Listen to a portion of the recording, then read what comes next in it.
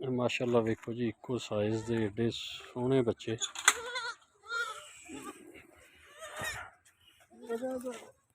ना भाई ना भाई ना भाई ना भाई इन कर लीए अंदर जी। आ ना भाई सोने अंदर हो जा, बाहर नहीं आना। बाहर ना मिट्टी खांदे ने।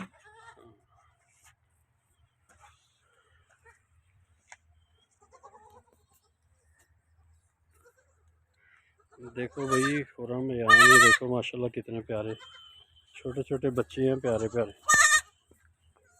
क्या दी की वजह जी कोई खास वजह के इको खास टाइम दे विच ही माशाल्लाह बकरियां जड़ियां ने उन्होंने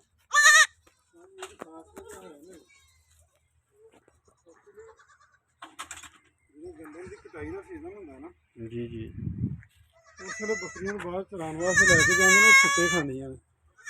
ਉਹਦੇ ਨਾਲ ਫਿਰ ਹੀਟ ਚ ਆਉਂਦੀ ਹੈ ਨਾ, ਉਸ ਵੇਲੇ 1 ਮਹੀਨੇ ਡੇਢ ਦੇ ਵਿੱਚ ਹੀ ਸਾਰੀਆਂ ਤਕਰੀਬਨ ਪ੍ਰੈਗਨੈਂਟ ਹੋਈਆਂ ਮਾਵਾਂ ਨਾਲ।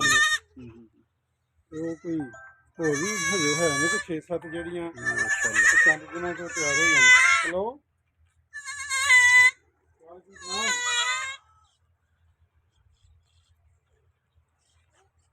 शज़ैन ये देखो कितने प्यारे हैं खुरम है यहाँ माशाल्लाह। देखो कितनी मैं सोचना मेहमान आए हैं तो उन्होंने थोड़ा जिहा मसरूफ हाँ, मैं पता करके दस।